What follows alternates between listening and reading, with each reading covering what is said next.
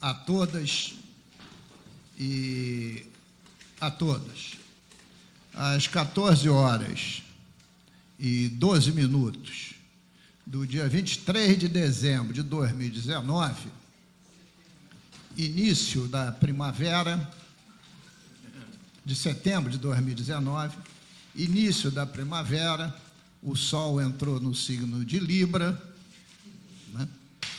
Nós vamos...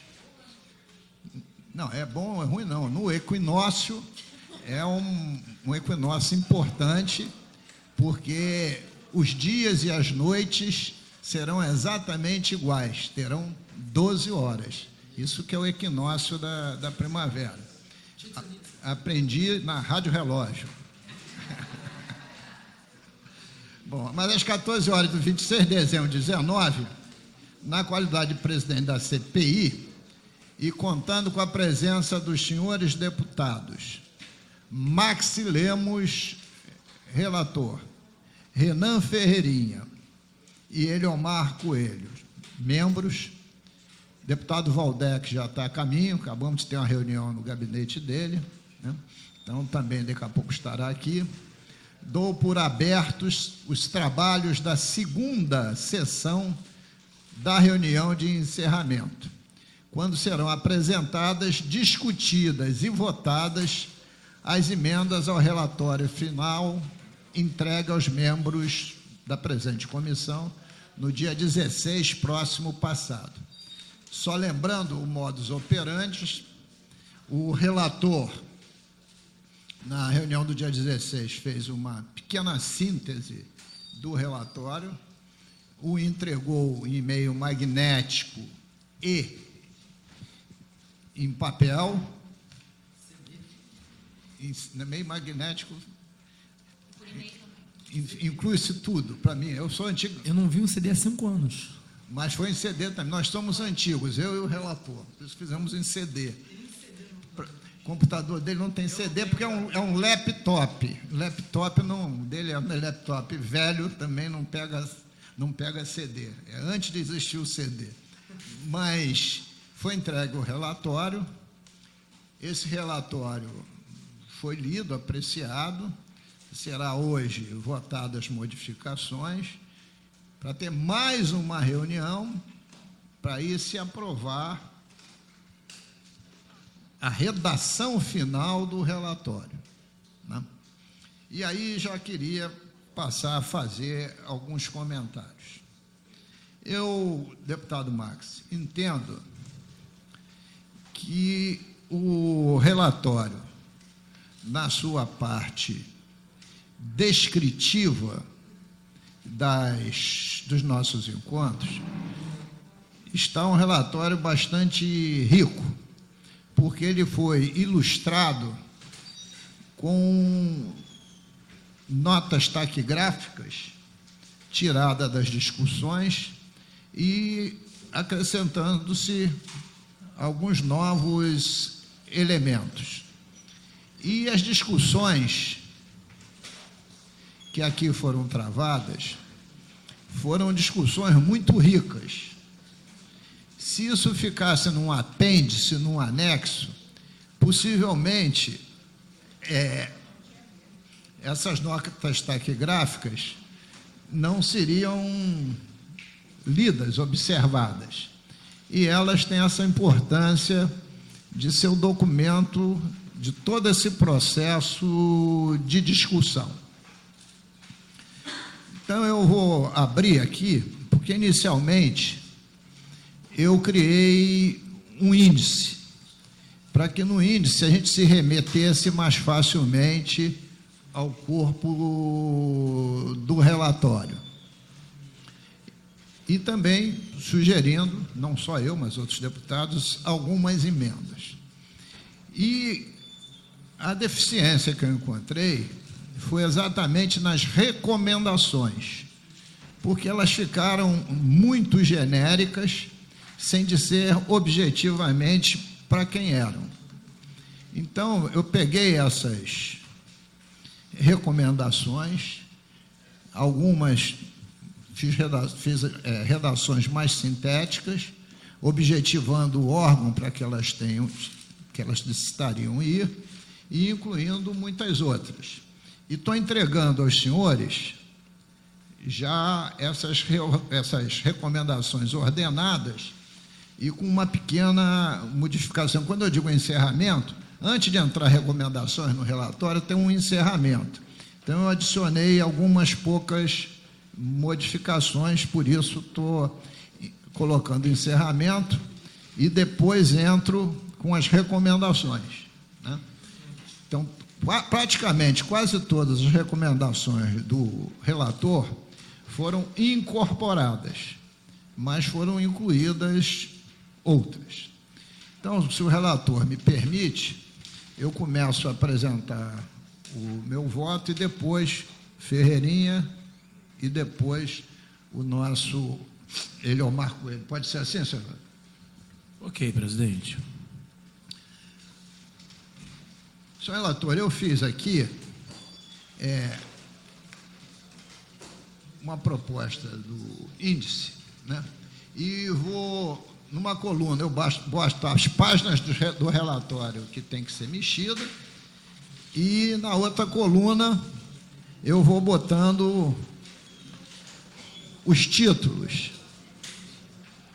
e alguma modificação de redação sem significação, siglas, uma palavra ou outra errada. Eu vou me abster de ler, porque não tem nada de significativo, é só para mexer em índice ou interpretações ortográficas ou então interpretações de texto. Mas, de qualquer forma, eu queria que desse uma cópia para cada parlamentar. E aí, vou começar a ler aqui as emendas de texto. As emendas de texto, eu começo no histórico atual da crise fiscal. Cadê a página? Para eles poderem ir ao relatório. Ou preciso só, basta ler? Então, incluir a Carminha aqui, um parágrafo no histórico da atual crise fiscal. Eu incluí um parágrafo grande antes do último parágrafo, que com a seguinte arrecadação. É quando o senhor faz o histórico, viu, Evaldo? Porque o histórico da forma como estava, ficou parecendo que a crise fiscal se deveu unicamente à queda do preço do barril do petróleo, da cotação do dólar, e a queda do PIB. E também, então eu acrescentei mais um parágrafo. Acresce ainda que a corrupção paralisou a Petrobras, em especial as obras do Comperj. Estendeu seus tentáculos para diversos entes do estado do Rio de Janeiro, contaminando de modo assombroso a gestão pública estadual. Tudo conforme constatado pela Operação Lava Jato. E também relevante se registrar que a suspensão pela União dos leilões de novas áreas de exploração petrolífera descontinuou a produção de óleo e gás, logo afetando a arrecadação de royalties e participações especiais. Adicione-se a péssima gestão das contas públicas por diversos governos, e em especial nos últimos 15 anos, no período 2003 e 2018, com a contratação de múltiplos empréstimos, através de artifícios no cálculo da receita corrente líquida, que levaram para 156 bilhões o tamanho da dívida com o aval da União, o não combate à sonegação e a farra dos benefícios fiscais, sem nenhum planejamento estratégico e sinergia. Até mesmo os empréstimos tomados pelo Rio Previdência no período de 2013 e 2014, para pagar inativos e pensionistas, descapitalizaram a instituição e, quiçá, não teria sido um pano de fundo para liberar recursos do Tesouro, para se investir em obras públicas planejadas e gerenciadas pela corrupção.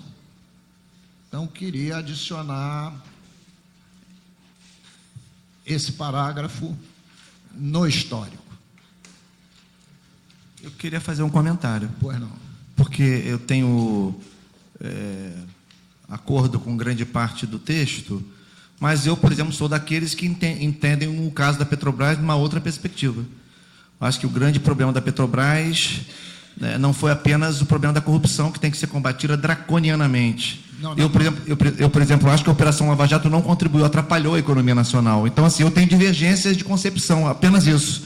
Eu vou me abster, se eu for colocar em votação, porque eu acho que tem uma versão, tem uma narrativa específica nesse trecho. Deputado Valdec. Entendeu? Queria manifestar essa divergência. Eu vou repetir, porque Vossa Excelência não estava aqui na hora que eu falei. A primeira emenda que eu fiz foi criando um índice na narrativa do relator e fazendo algumas modificações de palavra, sigla, ou se completar alguma tabela que parou no segundo quadriênio de 18, quando a gente já tem as contas até o final de 18, pode chegar a 18. Então, não tem nenhuma importância. No histórico atual da crise, o relato do relator ficou muito em cima, somente, da desaceleração da economia e na questão específica da queda dos preços das commodities. Que esse era o discurso oficial. As commodities sempre foi o discurso oficial. Sem dúvida.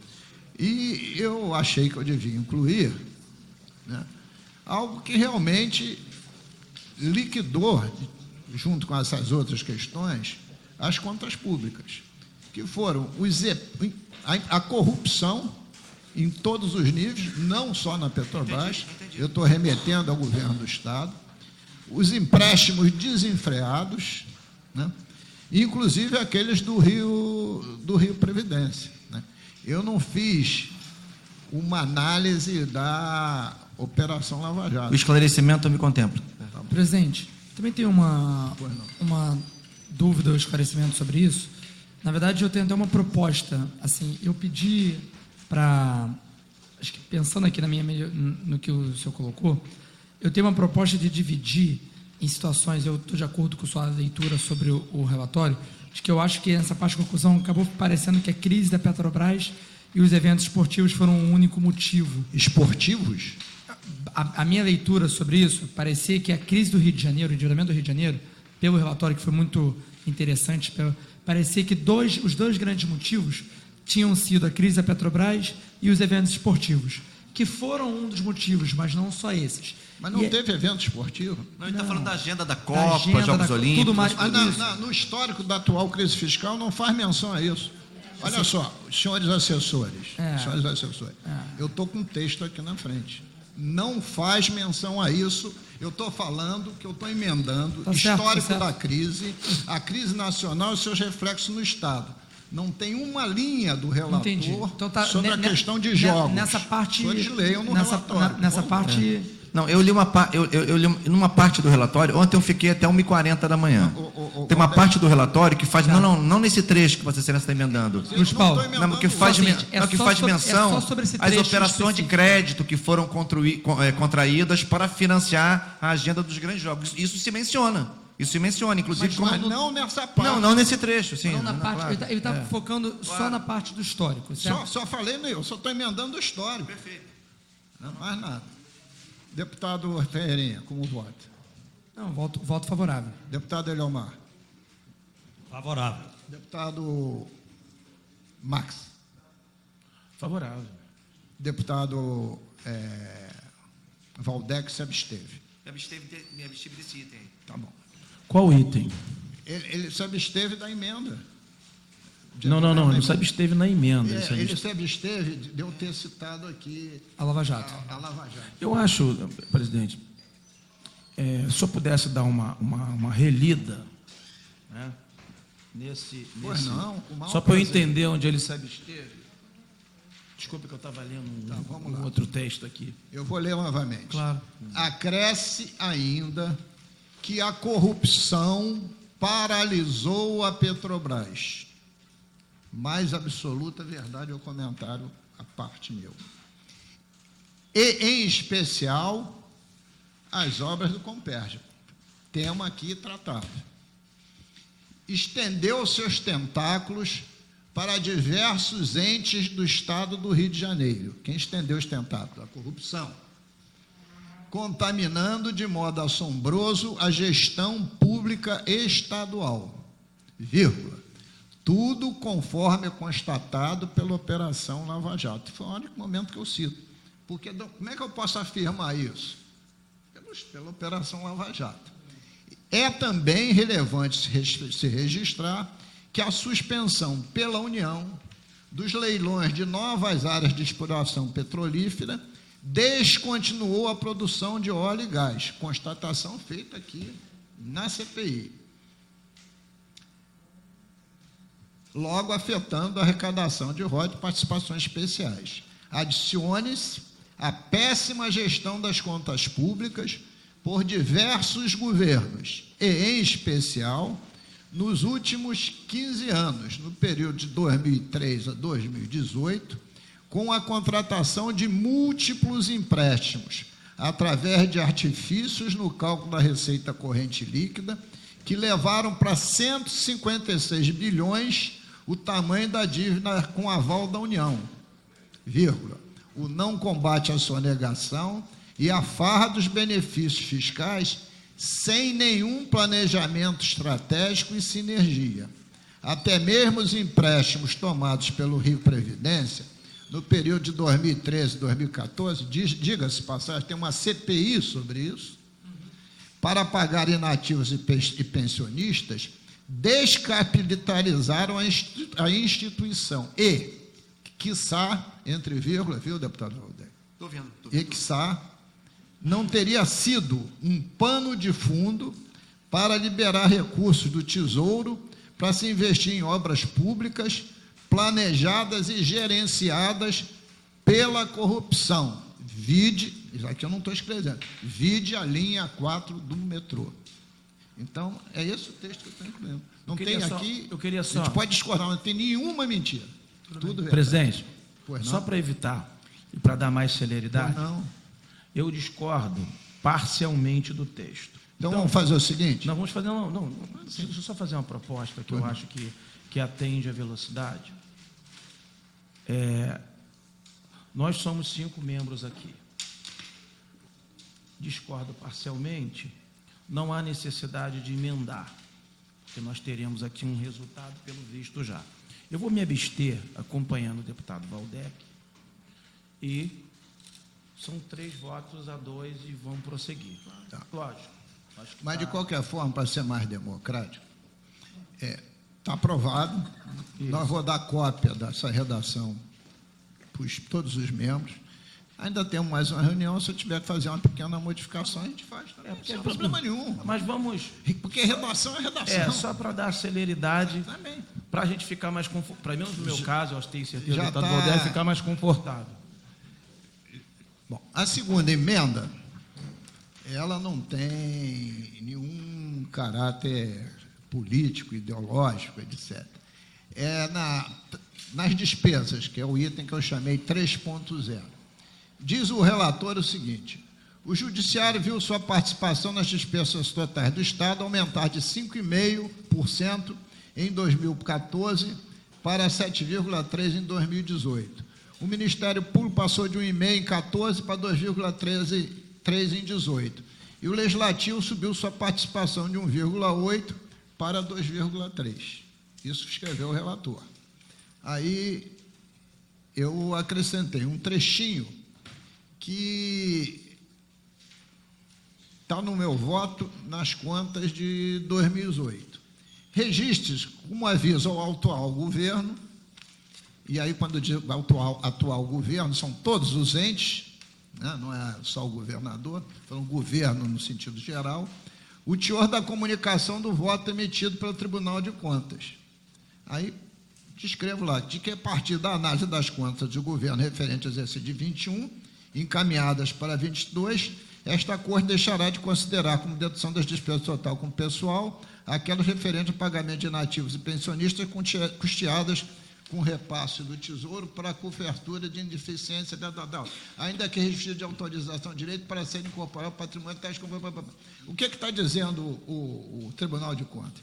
Que nas contas de 2022, quando ele analisar, exercício de 21, todo o royalties de participação especial, que vai para o Rio Previdência e que está embutido no cálculo da receita corrente líquida, será computado como despesa de pessoal.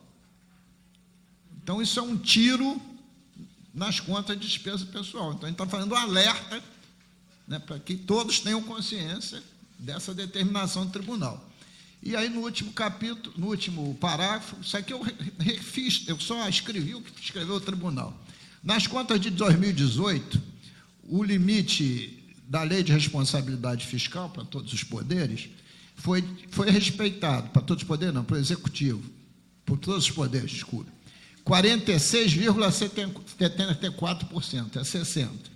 Mas cabe registrar que se adicionarmos os gastos totais de pessoal, se adicionarmos, hoje não, aos gastos totais de pessoal, o montante de 10,8 bilhões de royalties mais participação especial, tal relação seria de 65,34%, superior ao limite de 60% da LRF. O que eu estou querendo mostrar?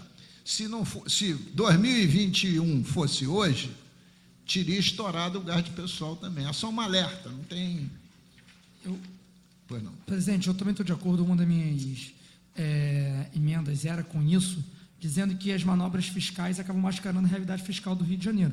Então, você impede um diagnóstico correto da situação, que, por sua vez, acaba adiando as medidas de ajuste que devem ser tomadas.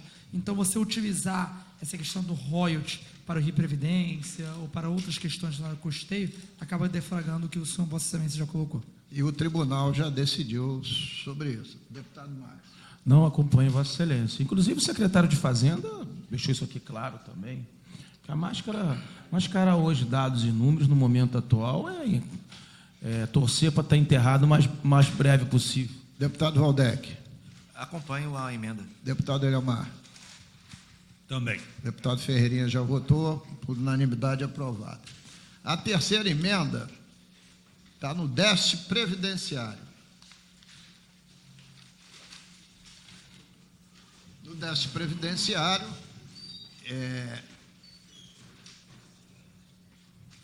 eu fiz aqui uma adição mostrando qual é a participação do royalties da participação especial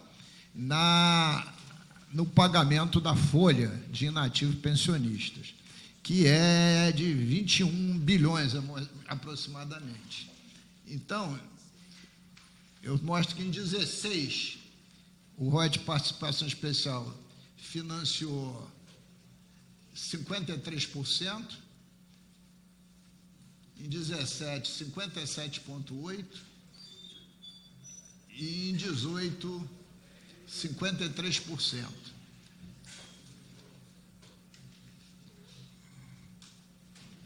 Então, praticamente, o royalties de participação especial está financiando mais de 50% da folha de ativos e inativos.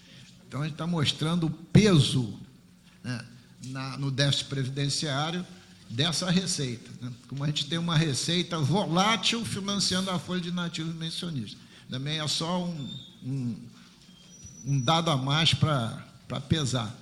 Além de ser uma receita volátil com a qual se pretende custear despesas fixas, né, é uma despesa volátil sujeita a operações temerárias, como as operações de antecipação de royalties. Citadas naquela emenda anterior.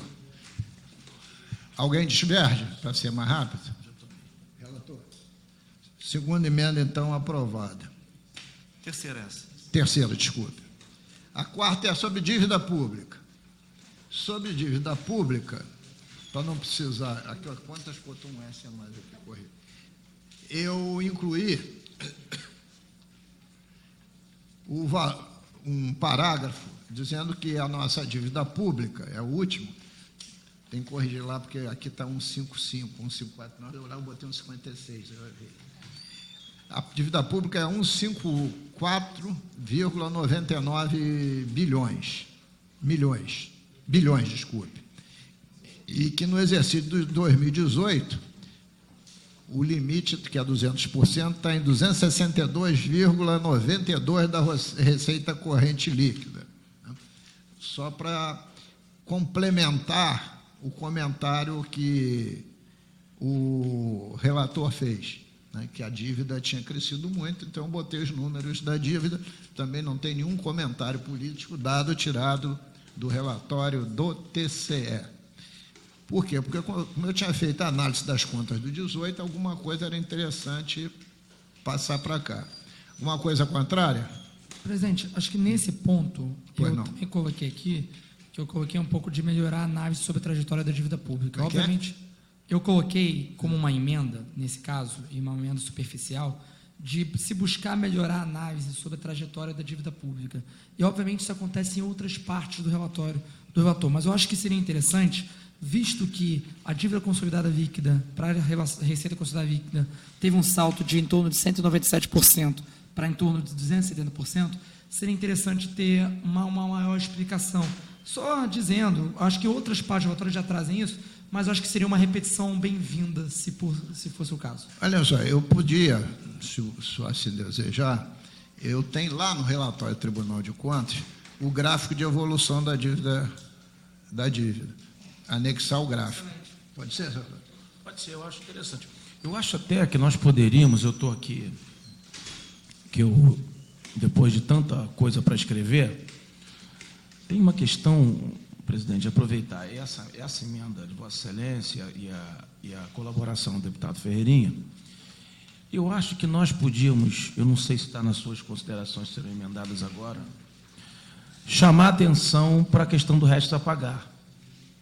No conjunto da dívida, no decorrer da CPI, nós tivemos aqui várias afirmações, e obviamente os números mostram isso, um crescimento do resto a pagar de forma muito acentuada, e até a descoberta de novas dívidas, né? Isso nós tivemos aqui. Eu acho que a recomendação é do controle mais eficaz do resto a pagar. Inclusive, tivemos afirmações aqui, e os números mostram isso, que, na verdade, são os fornecedores que estão financiando o Estado. Olha, no conjunto, eu acho que a sua observação é positiva, e eu acho que a gente pode, eu não botei isso em recomendação, porque isso está dentro da hipótese de se renovar ou não, e tem essa recomendação, o regime de recuperação fiscal. Mas a gente podia, eu posso, Vossa Excelência, se quiser, eu faço nesse mesmo aqui, eu boto um parágrafo sobre a restos a pagar e boto a evolução também histórica do restos a pagar, porque retiro do relatório do Tribunal de Contas. É exatamente isso, que é uma coisa que, no fundo, eu acabei não citando, por esquecimento, nem o pessoal que nos assessora. Eu não sei também se não cabe, aqui já dando um... Eu não sei se não cabe, talvez, um monitoramento por parte da Comissão de Finanças dessa casa, no monitoramento da liquidação dessas dívidas, porque a verdade é que existe uma grande farra no resto a pagar, né? Eu não sei como é que a gente toca isso na CPI, estou aqui apenas chamando atenção do assunto, sem ter nenhuma ideia formada de como aplicar isso no relatório. Presidente, relator, assim, sobre esse ponto, se você me permitir, eu acho que tem relação com... Aí, deputado Luiz Paulo, me ajude aí na precisão aí dessa formulação que eu vou fazer agora. Salvo engano, tem uma decisão recente do Tribunal de Contas do Estado, Tem, né? sobre saúde e educação, a respeito de que só pode considerar... dos mínimos constitucionais, último, né? Não, no 25/12, isso. você tem que, para considerar o liquidado e não pago, tem que ter de disponibilidade De de caixa, caixa exatamente. no exercício seguinte. Isso. Se não tiver, fica só o pago. Esse tema a gente aprofundou bastante na análise de contas, porque hoje eles gastaram 6,5% em saúde. Se você expurgar, porque só está valendo a partir do outro exercício, se você expurgar o liquidado e não pago, e a saúde é o campeão de ter mais liquidado e não pago, logo o Embora resto na é educação pagar. tenha muito também. Não, mas a saúde é disparada. Disparada, Saúde tem algo como fosse 5, 6, educação tem 1,5 bi. O investimento da saúde cai para 1,5. Então, eu posso trazer o comentário do relatório das contas Vale a pena. para fechar, colocando aqui as duas determinações do Tribunal de Contas, para fechar o seu parágrafo sobre o resto a pagar. Pode Isso, ser? acho que vai Presidente, arredondar. acho que também, juntando a isso, seria interessante, se possível, atualizar as tabelas até dezembro de 2018. Isso a gente já fez, já está na recomendação. Porque lá está até o segundo quadriênio, e como as contas estão fechadas, levar até 18. Ok. Isso foi uma das primeiras coisas, porque é só trocar a tabela pegando nas contas. Bom.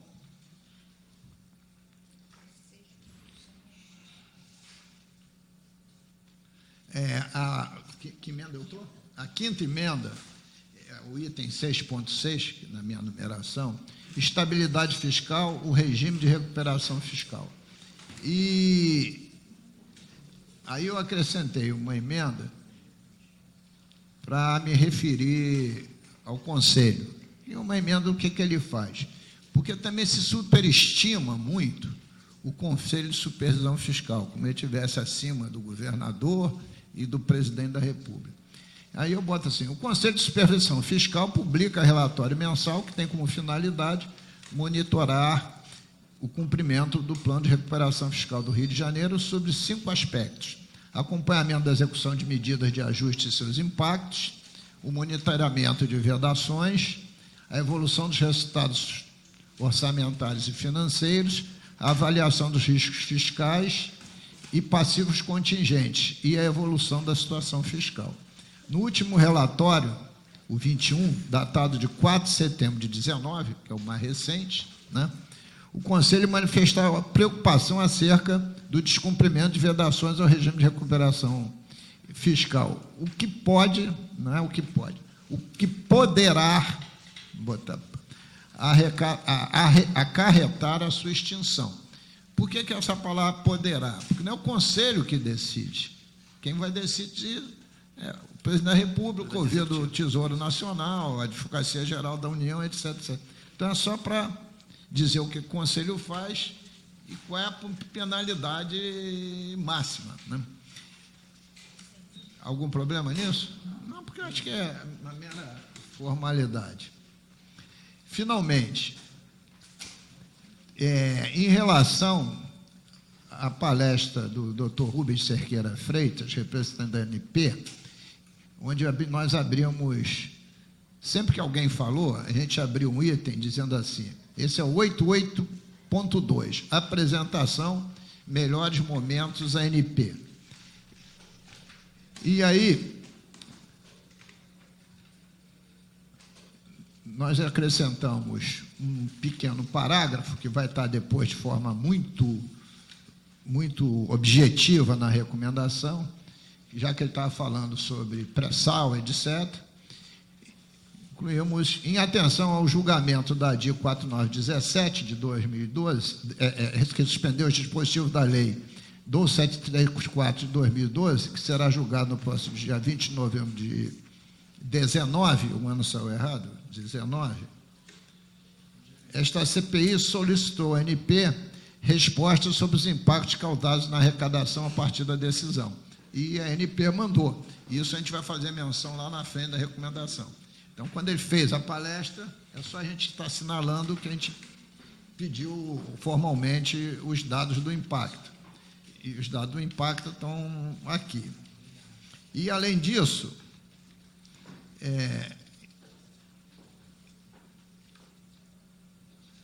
nós falamos um outro artigo aqui sobre refino, um artigo, não, outro parágrafo.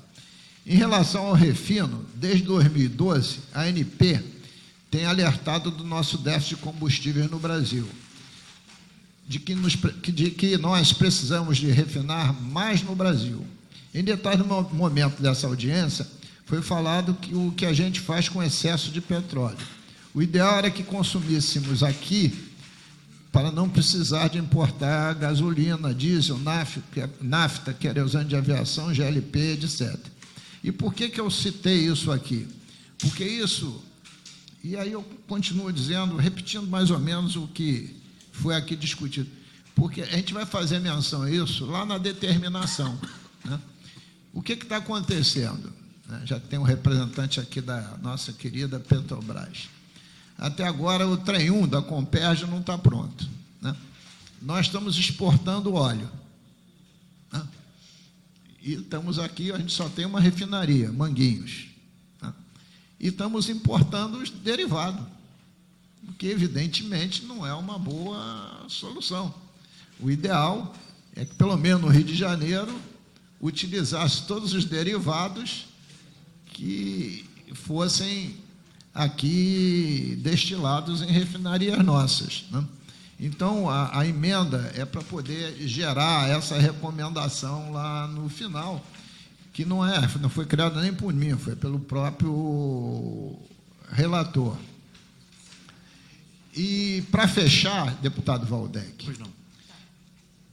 eu fiz aqui uma emenda de texto e também fiz lá nas contas, que é uma grande novidade. Está em vigor a Lei Federal 12.853 de 2013, que regulamentou a destinação para as áreas de educação e saúde de parcela da participação no resultado ou da compensação financeira pela exploração de petróleo e gás natural, com a finalidade de cumprimento da meta prevista no inciso 6º do caput do artigo 214 e no artigo 196 da Constituição Federal. Deve ser aplicado na área de saúde em acréscimo ao mínimo obrigatório previsto no artigo 6 da Lei Complementar Federal 140/41 de 12, amparado pelo artigo 96 da Constituição Federal, 25% dos recursos provenientes de royalties de participações especiais do pré-sal, oriundos de contratos de exploração de petróleos assinados a partir de 3/12/12. Na área da educação, o inciso 2, em combinação com o parágrafo 3º, ambos do artigo 2º da citada Lei 12.858/13, estabelece a destinação de um percentual de 75% dos recursos dos royalties PE proveniente do contrato de exploração de petróleo assinado de 3 de dezembro de 2012. Então, o que eu estou... 25% foi para a saúde, 75% da educação. Como o primeiro ano que teve algum recurso foi o ano de 18, um pedacinho, porque foi uma área de exploração que entrou em operação só em setembro do final de 18, então teve uma parcela de 60 milhões que devia ser destinada, e o Estado não destinou. Como agora esse poço vai girar um ano inteiro e pode ser que entre outro, esses recursos começam a ficar muito mais poupudos. Então, eu achei que devia trazer para o relatório também essa... É uma recomendação legal, né, observada pelo próprio tribunal. E que nós, como não vimos praticando, a gente estava sem computar isso, porque não existia para computar. Não, eu não só concordo, como saúdo esse tipo de emenda, até porque, deputado Luiz Paulo, sem isso, tendo em vista que os efeitos da DRU, como Vossa Excelência sabe, foram reativados sobre a parcela do orçamento federal vinculada à educação, com a emenda constitucional 95 de 2016, que limitou a questão dos gastos com políticas sociais. Se a gente não tiver lastros novos, o Plano Nacional de Educação, que está em vigor há 5 anos, nenhuma das 20 metas será cumprida. E o melhor lastro é isso aí. Opa, é lógico. Porque é tudo pré-sal que começar a funcionar de 13 em diante. Senhor presidente, senhor relator, 100%. posso aprovar?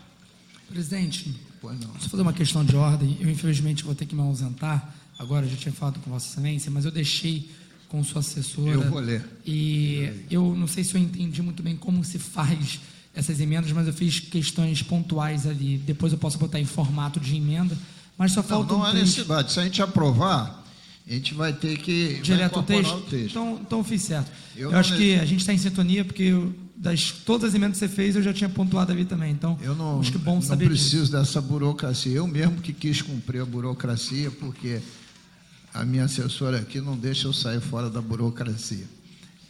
Aqui, simplesmente, eu estou querendo suprimir um trecho do relatório. No risco de novo esvaziamento econômico. Então, eu vou ler aqui por que eu estou pretendendo. Nos últimos meses, algumas ações adotadas colocaram em risco a política de incentivos fiscais no estado do Rio de Janeiro. Uma delas foi a edição da Lei 7495/16 pela LERJ. Tal lei impede o governo do estado de conceder novos incentivos fiscais, fomentos econômicos, investimentos e empresas sediadas que venham se instalar no Rio de Janeiro. Em um primeiro momento, o impedimento se deu sob o argumento de ajudar a estancar a crise financeira do Estado, com prazo de validade de 2 anos, a partir de dezembro de 2016. Porém, com um acordo financeiro firmado junto ao governo federal, o regime, a norma sofreu uma adaptação para adequar o prazo deste impedimento à duração do regime, que deverá ocorrer até 2020. O regime não vai ocorrer até 2020. Se ele for renovado, ele vai até 2023. Outra medida foi a liminar concedida pela Justiça ao MPE na ação civil pública apresentada para questionar a política de incentivos fiscais no Rio, que não tem nada a ver com a lei. O Tribunal de Justiça proibiu a concessão, ampliação e renovação de incentivo por parte do Estado. Esta liminar ficou em vigor por mais de 1 ano até ser revogada. O processo ainda não foi concluído. Cancelar a política de incentivo fiscal do Estado do Rio de Janeiro coloca em risco investimentos previstos para os próximos anos. Além disso, gera uma grande insegurança jurídica, tanto para os setores que dependem da renovação dos seus incentivos se manterem competitivos, quanto para as empresas que já assinaram contratos com o governo estadual para instalar no Rio de Janeiro. Neste caso, as empresas montaram seus planos de negócio com base no incentivo prometido, mas vem a possibilidade de insucesso caso o acordo não seja cumprido. Diante desse cenário, o Estado do Rio de Janeiro poderá viver um novo esvaziamento econômico, como o que aconteceu na década de 80, visto que muitas empresas serão atraídas para estados mais competitivos, outras reduzirão sua produção, ou ainda haverá aquelas que encerrarão suas atividades. Em todas as situações, o desemprego aumentará, a arrecadação de ICMS cairá drasticamente. Como se pode perceber do gráfico abaixo, o Brasil voltou a crescer, mas o Rio cresce abaixo do país. Bom, primeiro, para dizer ao nosso querido relator que o autor dessa lei do prazo de validade de 2 anos é o presidente dos trabalhos. E queria lhe dizer que o que eu propus não foi parar de dar incentivo por 2 anos. Eu propus parar de dar incentivo por 4. E houve um acordo do presidente, que foi previamente combinado com o governador em exercício, Dornelles, de diminuir para 2 anos, para que houvesse uma arrumação da casa e houvesse algum tipo de controle em relação aos incentivos que estavam todos descontrolados. Então, nós não impedimos os incentivos por tempo indeterminado, foi somente por 2 anos, e nem caçamos nenhum incentivo, né? E, ao mesmo tempo, tem uma outra contradição. O gráfico aqui colocado do PIB está correto e verdadeiro, mostrando que o PIB Em 16, o PIB em crise, em 14, que foi o ano que começou a crise, esse gráfico foi retirado do relatório do TCE, o PIB do Brasil era 1,5, desculpa, do Brasil era meio, e do Rio de Janeiro 1,5, em 14. A crise começou no segundo semestre de 14. Veio 2015, com todo aquele mar de incentivos, o PIB do Brasil caiu para 3,5. E o do Rio de Janeiro acompanhou, foi a 2,8. Depois, em 16, que é o auge da nossa crise, o PIB do Brasil caiu 3,5. O PIB do Rio de Janeiro caiu 3,8. Em 17, com todos os incentivos fiscais, não foi cortado nenhum, o PIB do Brasil foi 1%, o nosso foi menos meio. E, finalmente, em 18, o PIB do Brasil foi 1,6 e o PIB do Rio de Janeiro 1,2. O que eu estou dizendo? O PIB do Rio de Janeiro, apesar de a gente ter chegado a 10 bilhões de incentivos fiscais, nós continuamos em descenso e nos tornamos campeão brasileiro de desemprego. Então, e além do mais, não houve na CPI um debate profundo sobre esse tema. Então, eu gostaria, senhor relator, que, e aí é uma divergência nossa, que o senhor pudesse, em vez de a gente votar supressivo, o senhor pudesse reescrever esse. Deixa eu só esse fazer umas parágrafo, considerações. Porque aí é quem tem a discordância de fundo sobre o texto. Até o parágrafo que o senhor inicia, cancelar, quando trata do cancelamento, em que Vossa Excelência, inclusive, tem um parágrafo que Vossa Excelência começa a cancelar a política de incentivo fiscal do Estado, coloca em risco o investimento previsto pelo Sim. Até aí, até iniciar esse parágrafo, eu vou discordar parcialmente, vou concordar parcialmente com Vossa Excelência, porque, na verdade, quando eu escrevi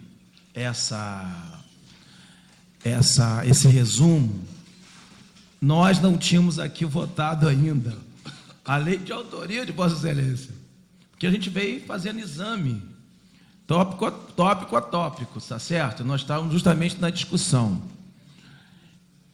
E minha preocupação, e eu tenho colocado isso de forma aberta aqui, e o grande sonho que talvez o Rio de Janeiro tenha e o Brasil, é que nós não tenhamos necessidade de ter incentivos fiscais nenhum. E que eu defendo o incentivo fiscal como garantia da competitividade entre os estados, haja visto que você tem uma guerra fiscal declarada no Brasil. À medida que você faça uma ampla reforma tributária e você iguale a competição, ou pelo menos você consiga fazer um raciocínio e um balanço entre a infraestrutura, ou a estrutura, ou a proximidade dos grandes centros, ou de acordo com a aptidão industrial ou comercial de cada região, enquanto isso não for feito, está declarada a guerra fiscal. Então, eu queria dizer a Vossa Excelência que, em relação à primeira parte das suas considerações, que são as mais efusivas, eu concordo com Vossa Excelência que nós temos que fazer a modificação, a exclusão, talvez, lá no relatório. Em relação ao final de cancelar, quando conta um termo cancelar, eu lhe digo que é mais ou menos o que eu penso. Nós não podemos cancelar, e aí Vossa Excelência mesmo já tem colocado isso, e as cláusulas de acompanhamento, monitoramento, de desempenho, essas questões todas vieram justamente para corrigir. Então, minha única preocupação foi essa, e naquele momento nós não tínhamos isso com clareza. Portanto, eu concordo com Vossa Excelência que nós tenhamos que, no relatório, fazer essa correção. Então, é mais ou menos o... Deputado Marques, olha só.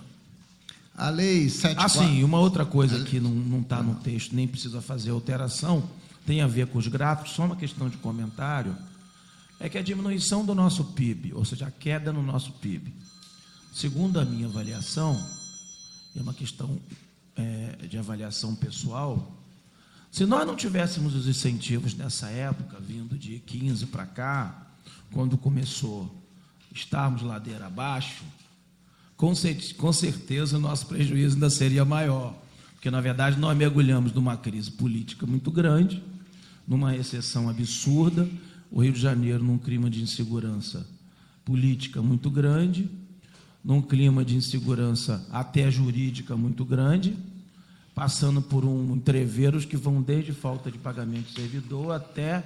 Isso criou um grande problema aqui. Eu analiso da seguinte forma, que se nós não tivéssemos os incentivos, talvez não tivéssemos segurado aqui o grande número de investidores que nós temos ainda hoje aqui. Essa é uma análise. Agora, em relação ao que Vossa Excelência traz à tona, que no relatório consta colocações que não correspondem à realidade por conta de ter a legislação, eu concordo com Vossa Excelência, só por uma questão de fazer justiça. Deputado Max, o problema é o seguinte. Eu, quando pude, eu emendei para aditar alguma coisa. É que este relato aqui, ele não está correspondendo ao mundo real. A Lei 7495 de 16, é de minha autoria, que suspendeu os incentivos fiscais por 2 anos. Só. E na Justiça ele já está suspenso por 1. A posteriori, nós modificamos essa lei para obrigar o governo, sempre que precisasse dar efetivo, não o fizesse mais. Não fizesse mais por decreto, só por lei. Mas, assim mesmo, a base do governo botou uma brecha falando de 200 milhões de UFIR. Tem que ter projeto de lei. Mas não teve impeditivo de continuar. O regime de recuperação fiscal determinou que não pode dar incentivo fiscal e que se reduzisse o incentivo fiscal em 10% ao ano. Foi o regime de recuperação fiscal. Mesmo assim, a Lei Complementar Federal deixou uma brecha para que nós pudéssemos, eu vou falar na recomendação, né, que nós pudéssemos aderir, entre aspas, colar qualquer incentivo dos 4 estados da região sudeste, desde que esses incentivos tivessem sido dados com um convênio com o FAS. Então, teria que introduzir nesse texto toda essa história. E aí, eu concordo. E aí que a questão de fundo, que Vossa Excelência concordou, faz parte daquela lei das metas, que precisa ter um planejamento estratégico, regional, sinérgico, etc., para que esses incentivos se falem. Eu acho que o exemplo foi, inclusive, de Vossa Excelência, né? Quando falou da CSA, se não foi, o senhor me corrige, que a CSA exporta chapa de aço para o mundo inteiro, principalmente para os Estados Unidos, para a construção civil. E a chapa de aço para a indústria naval, nós não temos aqui, produzido nem pela Siderúrgica Nacional, nem pela CSA, temos que comprar lá em Minas Gerais, porque é o exemplo claro de uma total sinergia. Eu não sou contra o senhor ter esse capítulo, risco de esvaziamento econômico, é muito importante, mas acho que a redação é que ficou, e aí eu não queria, porque aí eu teria que mexer na redação inteira, né? Então eu queria propor, senhores, se eu entrego ao senhor, o senhor promove a outra redação. Tranquilo. Tá bom?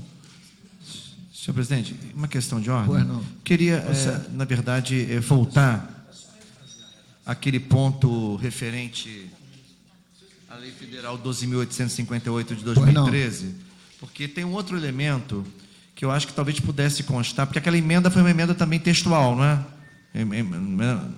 Eu acho que talvez devesse constar na parte do texto em que a gente fizer referência a essa legislação, a essa lei, e mais adiante também nas recomendações, o seguinte: na quinta-feira passada, deputado Luiz Paulo, deputado Max, deputado Eliomar, dia 19 de setembro, o governador fez publicar uma autorização para que a Procuradoria-Geral do Estado interpusesse uma ação direta de inconstitucionalidade em relação a esta lei, na quinta-feira passada. Não é? Então, o governador do Rio de Janeiro pretende declará-la inconstitucional. Só no Supremo, né? Pois é, não, exatamente.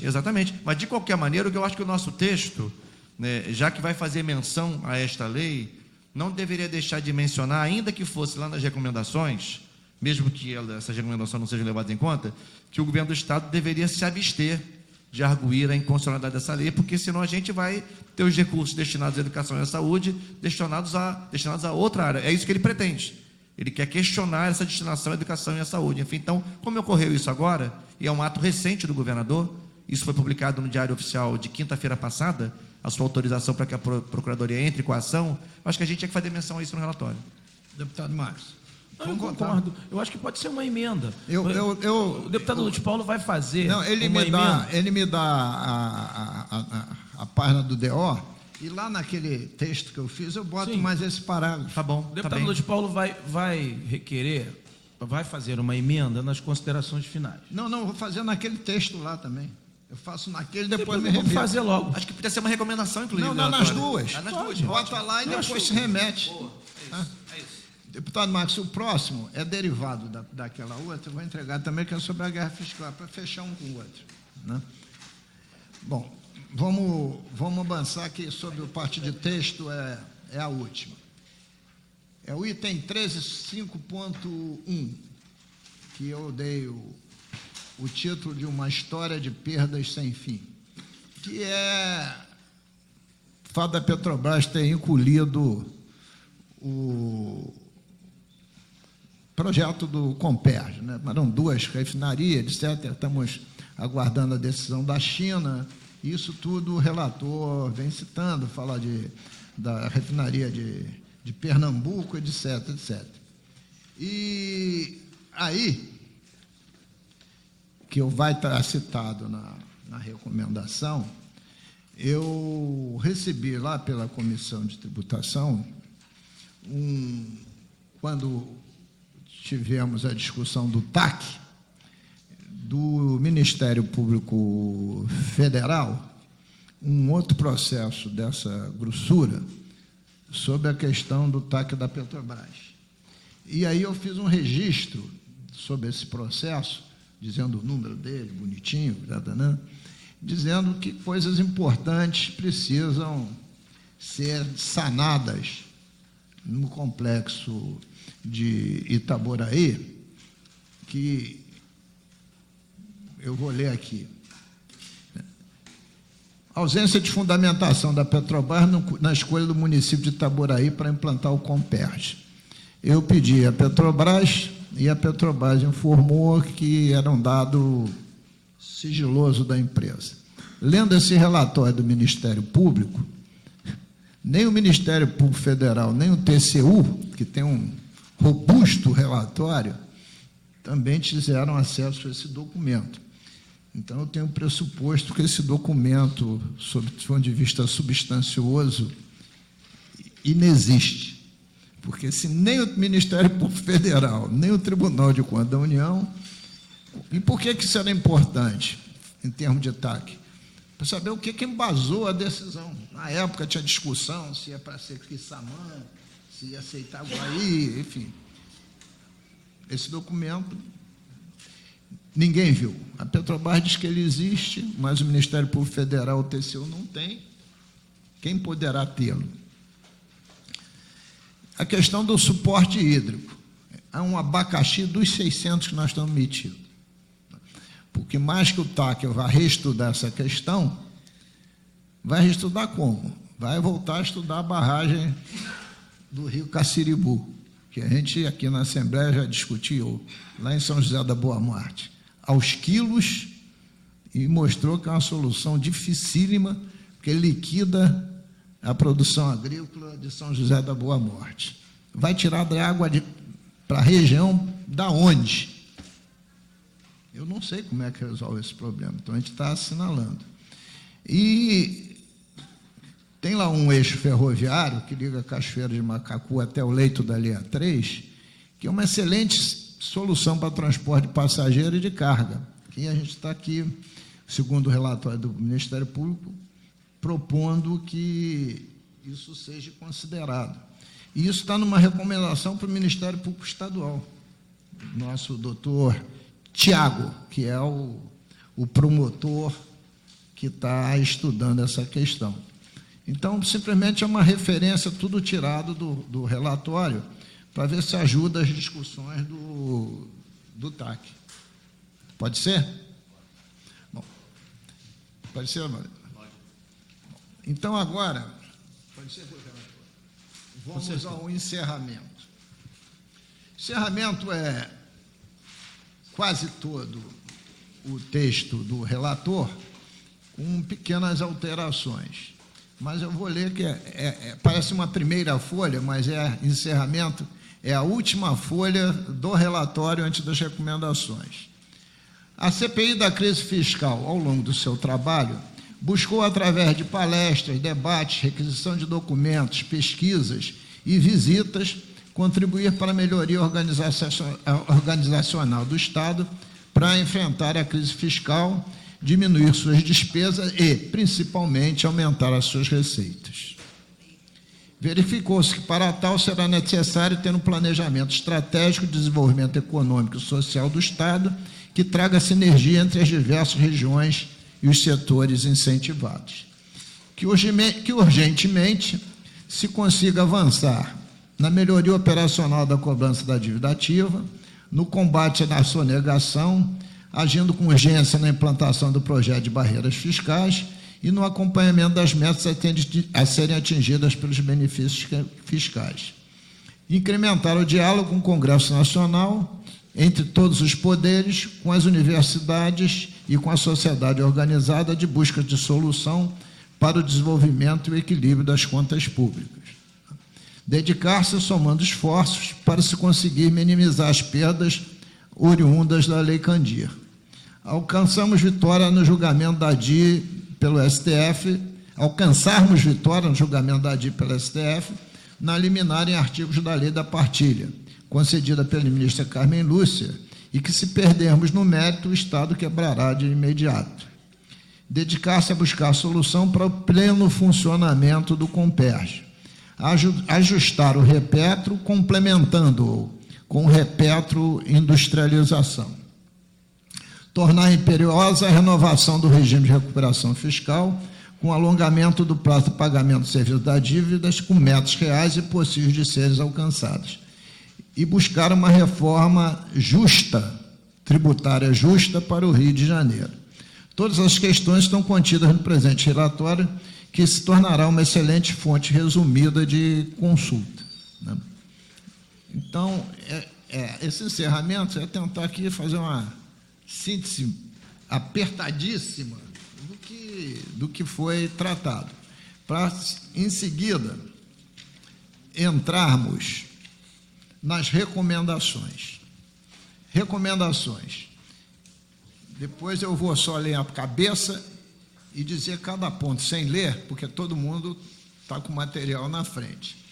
Pretende-se, através de uma apertada síntese, relatar as principais recomendações aos mais diversos entes públicos e privados do que se extraiu do contexto do presente relatório, para que sejam balizadores de um novo momento de mudança e esperança, que possa advir para o Rio de Janeiro, fruto de planejamento e ações que afaste a corrupção, o marasmo e a depressão e tragam a racionalidade e o equilíbrio das contas públicas para o bem-estar geral da sociedade fluminense.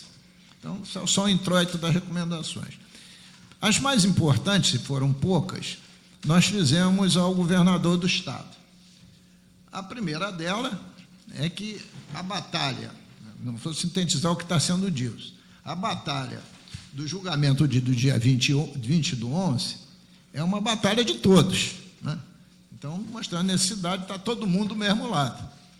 O jornal O Globo hoje publica um artigo de fundo sobre essa questão. O governador tem a obrigação de ser o piloto, mas a gente precisa da bancada federal, da bancada do Senado, da mídia, da Assembleia Legislativa, dos prefeitos, nós precisamos de todo mundo nessa briga. Então, é no sentido de chamar atenção para isso. E, sem falar em números, mas eu posso, se vocês quiserem botar o número, eu botei só percentual, mas tem o número no relatório, dizendo que se nós perdemos, 39% da futura arrecadação do Estado vai para o lixo e 79% dos municípios vai para o lixo, o que, na média, representa, ir para o lixo, 53% da nossa arrecadação total de royalties PE. Isso sem contabilizar a inconstitucionalidade for com efeito retroativo, porque aí a gente acabou, a gente tem que devolver 60 bilhões de reais, né? Eu acho que talvez a gente devia botar aqui os números. Agora que eu falei aqui os números, não custa botar os números, não só os percentuais. E, evidentemente, teríamos um caos social se isso acontecesse. Então, essa é a primeira. A segunda nasceu fruto de uma consulta que nós fizemos à ANP sobre a questão específica da produção de gás. Porque eu fiquei analisando a série histórica da reinjeção de gás, nós vínhamos reinjetando 10% do gás produzido. De 8 anos para cá, isso começou a subir. E hoje nós estamos reinjetando 20% do total do gás produzido. Segundo a ANP, por diversos motivos. Um deles, pasmem, é porque faltam dutos para trazer o gás para a terra. E tem pela qualidade do gás, porque ela aprova planos de negócio com reinjeição e usa um dispositivo de um decreto federal dizendo que, reinjetando, ela está guardando o gás, conversa para boi dormir, porque na hora que você reinjeta o gás, você vai dissociar possivelmente ele do óleo, ele vai se perder lá dentro, né? Então, isso levou que a gente perdesse, nos últimos 5 anos, deputado, 2,8 bilhões de reais. Ora, com a produção do pré-sal está em ascensão, nos próximos 10 anos, isso vai talvez se multiplicar por 30. Então, eu não acho que a ANP devia aprovar os planos de negócio sem conversar com o governo do Estado, né? Porque é muito fácil ela decidir sozinha, em cima de um decreto federal de 98, que dá essa abertura. Então, o que eu estou propondo ao governador, e depois vai propor lá a própria ANP, é que essas discussões sejam feitas para se chegar a bom termo, porque senão a gente só está perdendo dinheiro. E para que isso não ficasse no vácuo, em vez de deixar solto lá nos documentos, eu boto logo depois as perguntas que nós fizemos à ANP e as simulações que foi ela mesma que fez a nosso pedido. Então, essa é a segunda recomendação ao governador. A terceira recomendação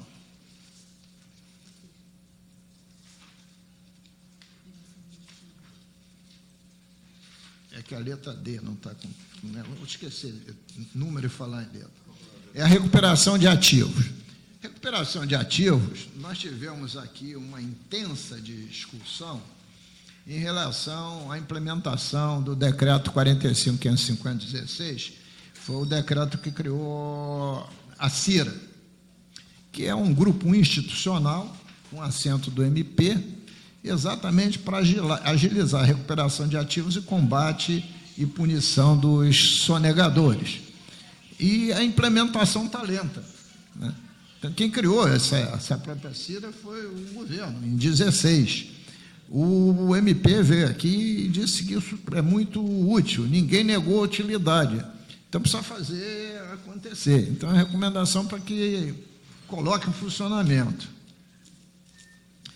A outra recomendação na recuperação dos ativos é também fazer um convênio com a ANP. Por quê? A ANP tem de posse delas todos os dados dos abatimentos que as diversas concessionárias fazem na produção de petróleo, porque ela abate o cálculo da participação especial. Mas esses dados não são compartilhados com o próprio Ministério Público. E nem está sendo compartilhado plenamente com a própria Secretaria de Fazenda. Como é que a Fazenda e o Ministério Público vão fiscalizar se a Petrobras, por exemplo, já que tem um representante, da participação especial, eu abati 1 bilhão por gastos que eu tive na produção. Se você não acessa o detalhamento desses gastos, como é que você vai fiscalizar se está certo ou errado? Claro que o poder de fiscalizar é da ANP, mas quem perde na veia não é a ANP, é estados e municípios, né? Então, a gente tem que ser solidariamente participar desse procedimento. Então, é a sugestão, né, a recomendação de fazer esse convênio que foi aqui amplamente colocado. A outra recomendação, que ainda não é ativo, é para o governo envidar esforços e em parceria com todos os agentes, letra E, com todos os agentes políticos, públicos e privados, para que a União renove o regime de recuperação fiscal, né, com novas metas, inclusive renegociando o serviço da dívida, com alongamento de prazo, com ajuste de juros que estão incidindo sobre a dívida do Banerj e o estorno de 13 bilhões, que foram calculados equivocadamente pelo STN. Essa não é uma briga do governador com o presidente da República, é uma briga da sociedade fluminense, porque se o regime for para o espaço, a gente fecha, antes mesmo de julgar, a gente fecha, e o presidente da República tem que fazer a intervenção e chegar aqui com um saco de 30 bilhões para começar a conversar, né? Então, é só para que a gente insista com o governador que essa é uma questão que transcende os desejos dele ser governador ou do presidente da República ser reeleito. Então, é mais para colocar essa questão. Então, para o governador especificamente, são nas questões políticas mais relevantes, as perdas com gás, o regime e o julgamento do Supremo. São coisas absolutamente relevantes. Quanto à Procuradoria-Geral, eu não sei se os senhores querem ler, porque agora, se eu for ler, é um bocado de coisa. Não precisa não, deixa eu fazer. O que eu ia sugerir aqui, deputado, porque aí eu vou para a Procuradoria-Geral do Estado, depois eu vou para a Secretaria de Fazenda, depois eu vou, e a Secretaria de Fazenda é muita coisa, depois eu vou para Desenvolvimento Econômico, depois eu vou para... É que eu estou andando folha por folha. Depois Gabinete Civil, quanto às leis orçamentárias, depois para a Controladoria Geral do Estado, depois para o Ministério Público Estadual, depois para o... ainda não acabou. Depois para o Tribunal de Contas do Estado, depois para a própria Alerj, e aqui da Alerj eu queria ler, porque eu acho importante, que é a proposta interna nossa. Tendo em vista o cenário de recessão econômica, considerando a adesão do Estado do Rio de Janeiro ao Plano de Recuperação Fiscal e a necessidade da sua renovação em função do volume expressivo do estoque da dívida pública e da insuficiência de caixa para honrar com o serviço da dívida e os fornecedores, vimos propor 2 pontos. Essa emenda eu estou aditando porque veio por escrito, apesar de não estar aqui, da deputada Marta Rocha. Mandou tanto para a comissão. Aliás, adorei o termo observatório. Então, estamos aqui. Vimos propor criar o observatório para acompanhamento do plano de recuperação fiscal, com base nos dados publicados periodicamente pelo governo. Elaborar e divulgar relatório e sua possível evolução, projeção. Possível evolução é projeção, eu botei entre parênteses. Divulgar notas, análises, críticas de resultados e estudos explicativos apurados, com o apoio do Sindicato dos Auditores Fiscais da Secretaria de Estado de Fazenda e seus competentes quadros de carreira, em trabalho harmônico com a LERJ, suas comissões de orçamento, tributação e economia e comissões permanentes que tenham interesses pontuais. O que é que nós estamos propondo? E a proposta do próprio Sinfrerj, né? Eu não coloquei aqui a sigla porque eu fiquei com medo de errar, mas porque eu não tinha nenhum documento com ela escrita na minha frente. Mas eu faço essa correção. O próprio Sinfrerj fez essa proposta de nos ajudar. Montar lá um grupo de auditores fiscais e ser um observatório de acompanhamento do regime, mas não com a ótica do regime, né? Trabalhando com os dados formais, mas com a ótica mais ampla, e discutindo também essa questão com o parlamento.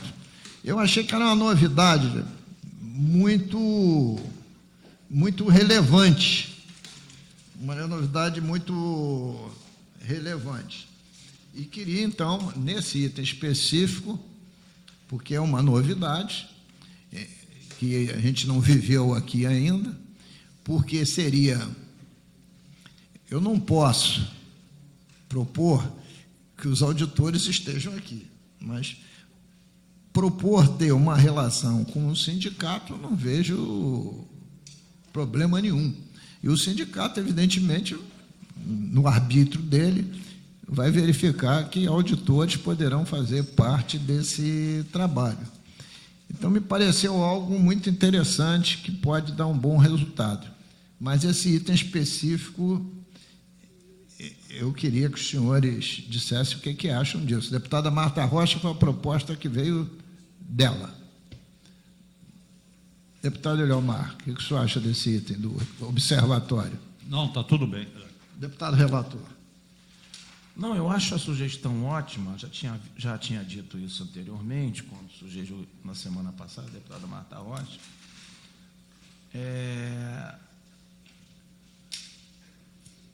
Eu só queria deixar aqui uma sugestão, que a coordenação fosse da Comissão de Orçamento, Tributação, Economia... Não, são 3 comissões, é que eu não botei o nome completo. Ah, sim, então Comissão de Orçamento... É uma, tributação é outra, economia é outra. Eu peguei as 3 comissões que têm a ver mais direto com esse tema e qualquer outra comissão que pode ter interesse pontual. Por exemplo, a deputada Marta Rocha preside a Comissão de Saúde, ela também é de tributação. Mas se a Comissão de Saúde tem uma questão levantada lá do plano de recuperação fiscal com o plano de cargos de salário da saúde, é uma questão pontual específica. Não, eu acho que me contempla, comissões permanentes que tenham interesses pontuais, me contempla. Acho ótima a ideia, achei o nome excelente também. Observatório. Bom, podemos em frente? Faltou aqui letra B e letra C. Eu, particularmente, enfim, posso estar sendo muito fervoroso, mas eu acho que esse relatório, com o conjunto das discussões que tem, ele pode ser uma excelente fonte de consulta para muitos outros trabalhos que estão por vir, né? Eu tenho a visão que, por mais que a gente emende não sei o quê, a gente teve aqui um trabalho insano, né? Só o fato de estar difícil de ler é porque o trabalho foi muito grande, né? Então, eu estou querendo propor que pelo menos 200 vias, propor ao presidente, possam ser impressas para ser fonte de consulta escrita, 200 volumes, né, do que a gente aprovar em plenário. E, evidentemente, todo mundo que veio aqui, eu já pedi para a nossa secretária relacionar, quando a gente aprovar, a gente vai mandar uma via também em meio digital, né? Porque o que eu noto aqui de mão de obra é que sempre que a gente tem que produzir alguma coisa, deputado Guilmar, consulta o relatório do Tribunal de Contas, consulta o regime de recuperação fiscal, relatório, consulta, não sei, você tem que criar pilhas de papel e, às vezes, lendo coisas muito similares. E eu acho que esse relatório, em tese, discutiu a questão central da crise fiscal, né? Então, e concomitantemente, o acervo, que depois eu vou pedir para ela relacionar, aqui, né? Era outra coisa que eu queria falar, a gente vai botar aqui o que tem no acervo, né? Um título curto, né? Também ficar à disposição de qualquer comissão, enfim, de quem queira acessar o acervo, com exceção do relatório da Petrobras sobre os poços maduros da Bacia de Campos, que depois eu vou chamar o relator e tacar fogo nele, na frente dele. E não tirei cópia e não dei a ninguém, porque ele é sigiloso. Só tirei a informação que não era sigilosa, né? Porque, fora disso, o resto não é sigiloso. Se é sigiloso, não é para ser dado acesso a ninguém. E, aliás, é porque já aconteceu. Depois que aconteceu esse documento sigiloso, eu não quero nem receber, né? O que eu vou fazer com o sigilo dos outros? Eu nem ninguém. Bom, aí, em seguida, a gente vai para o Fórum de Desenvolvimento Roberto Marinho, né, que é o nosso fórum, que faz um excelente trabalho e esteve aqui também. Depois vamos para o UERJ, depois vamos para a Firjan e IBP, depois para a ANP. A ANP tem bastante recomendação. Depois para o presidente da Câmara. Depois, foi uma proposta só de gás que o relator fez, que eu tive que juntar, porque envolve diversas áreas. É o item 9, aí botei. Iniciativas recomendadas à Secretaria de Desenvolvimento Econômico, Fazenda, UERJ, CODIM, PGM e PE. Temas, benefícios fiscais. Porque aí eu não alterei nada, eu simplesmente... se alterei, eu teria alguma vírgula, 2 pontos, mas é a redação que o senhor fez e não dava para desmembrar, porque eram uma sequência de 21 perguntas. E, finalmente, ainda para todos, e que deve estar lá na Fazenda também, a SAE, depois quer ver lá, se está na Fazenda também, a letra E, que acelerar o desenvolvimento do modelo econométrico, que é uma grande discussão para medir benefício fiscal. Hoje tem uma metodologia, uma fórmula no Estado, que não guarda nenhum rigor científico, etc., que estima esses benefícios. E aqui foi discutido que podia pegar-se o modelo do Espírito Santo, se adequar para o Rio de Janeiro, mas melhoraram muito, para a gente poder medir realmente como é que é o impacto disso. E aí eu queria propor a seguinte questão. São muitas recomendações, né? Isso foi entregue para os senhores hoje, né? Eu iria solicitar que os senhores, com as suas equipes, lessem essas recomendações. Se quisesse propor alguma alteração, o fizesse até quinta-feira de manhã, para dar tempo da gente mexer, né? Para não precisar ficar lendo tudo. E o que se propõe mexer, a gente mexe, etc.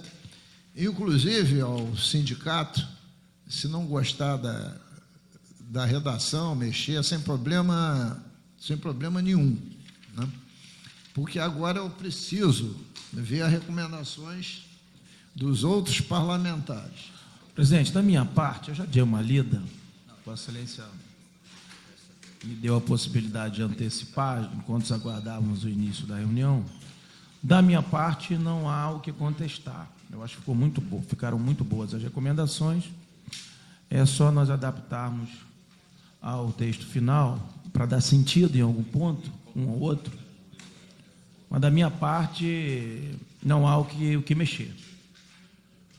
Eu fiz uma leitura muito atenta antes de iniciar a reunião. Bom, vamos lá. Tem aqui primeiro o deputado Chicão Bulhões. Desculpa, deputado Ferreirinha. Ele pediu para atualizar as tabelas até dezembro de 2018. Era uma observação que eu já tinha feito, vai sair do segundo quadrimestre, vai ser acatada. Série histórica de receitas, vê-se participação de receitas para os municípios.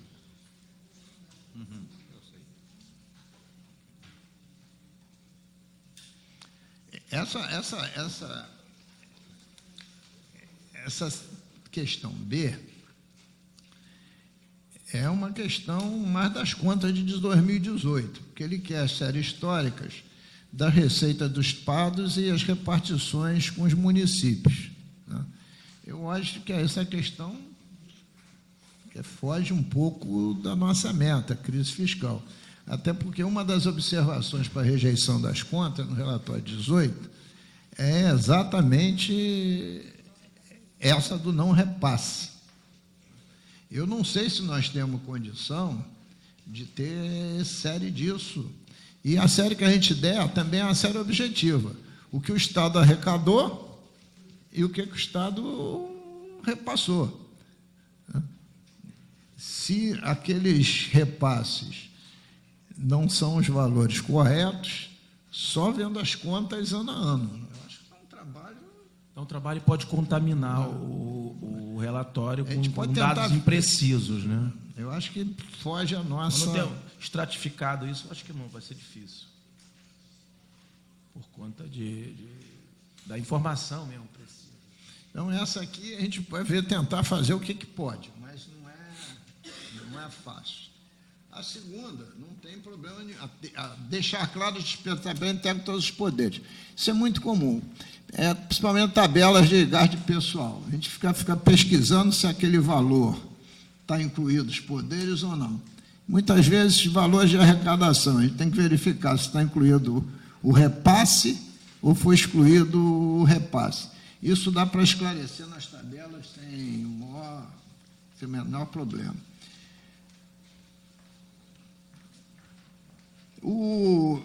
A questão dos déficits previdenciários,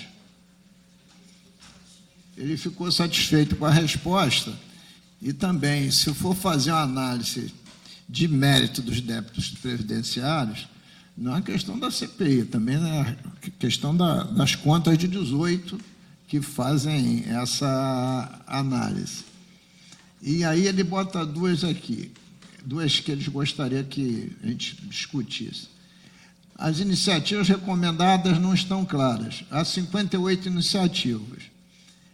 Bom, isso já está resolvido, porque ele pegou a primeira, que era 58 genérica, e não está direcionado especificamente. Agora está tudo direcionado, então o G está atendido. O H, melhoria da conclusão.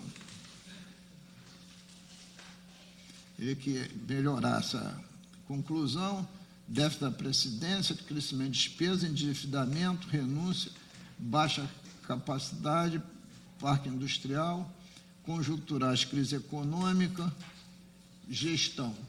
Então, nessa melhoria da conclusão, eu vou pegar as observações dele e lá, no texto, a gente vê o que a gente pode aqui encaixar, porque a gente falou da gestão, a gente falou da estrutura e falou da conjuntura, mas não pode não ter dito o ponto que ele quer dizer. Então, dá para a gente absorver sem nenhum problema. Proposta, deputado Eliomar, está aqui? O senhor quer ler? Proposta de 3 emendas. Pois não. Primeiro, referente aqui ao item, esse tópico 58 das iniciativas recomendadas, no item 5, o benefício fiscal é justo ou equânime?